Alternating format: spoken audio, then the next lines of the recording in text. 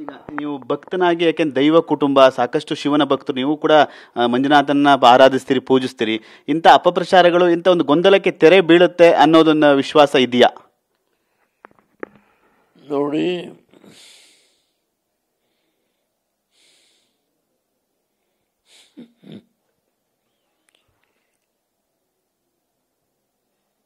ಎಲ್ಲ ಕಾಲದಲ್ಲೂ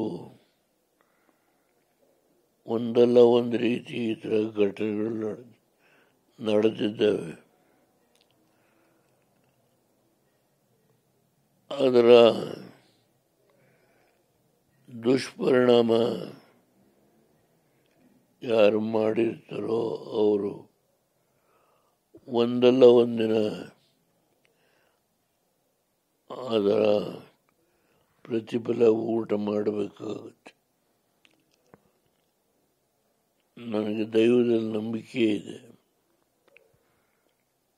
ಯಾವ ಉದ್ದೇಶದಿಂದ ಯಾರೇ ಆಗಿರಲಿ, ಇಂಥ ದುಷ್ಕೃತ್ಯಕ್ಕೆ ಯಾರು ಕೈ ಹಾಕಿದ್ದಾರೋ ಅವರಿಗೆ ಆ ಭಗವಂತನೇ, ಮಂಜುನಾಥನೇ ಶಿಕ್ಷೆ ಕೊಡುತ್ತೆ. ಈಗ ನೀವು ಭಕ್ತನಾಗಿ, ಯಾಕೆಂದ್ರೆ ದೈವ ಕುಟುಂಬ, ಸಾಕಷ್ಟು ಶಿವನ ಭಕ್ತರು, ನೀವು ಕೂಡ ಮಂಜುನಾಥನ್ನ ಆರಾಧಿಸ್ತೀರಿ, ಪೂಜಿಸ್ತೀರಿ. ಇಂಥ ಅಪಪ್ರಚಾರಗಳು, ಇಂಥ ಒಂದು ಗೊಂದಲಕ್ಕೆ ತೆರೆ ಬೀಳುತ್ತೆ ಅನ್ನೋದನ್ನ ವಿಶ್ವಾಸ ಇದೆಯಾ? ನೋಡಿ,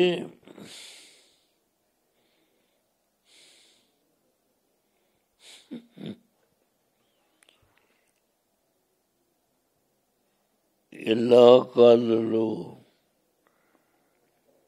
ಒಂದಲ್ಲ ಒಂದು ರೀತಿ ಈ ಥರ ಘಟನೆಗಳು ನಡೆದಿದ್ದಾವೆ. ಅದರ ದುಷ್ಪರಿಣಾಮ ಯಾರು ಮಾಡಿರ್ತಾರೋ ಅವರು ಒಂದಲ್ಲ ಒಂದಿನ ಅದರ ಪ್ರತಿಫಲ ಊಟ ಮಾಡಬೇಕಾಗುತ್ತೆ. ನನಗೆ ದೈವದಲ್ಲಿ ನಂಬಿಕೆ ಇದೆ. ಯಾವ ಉದ್ದೇಶದಿಂದ ಯಾರೇ ಆಗಿರಲಿ, ಇಂಥ ದುಷ್ಕೃತ್ಯಕ್ಕೆ ಯಾರು ಕೈ ಹಾಕಿದ್ದಾರೋ ಅವರಿಗೆ ಆ ಭಗವಂತನೇ, ಮಂಜುನಾಥನೇ ಶಿಕ್ಷೆ ಕೊಡುತ್ತೆ.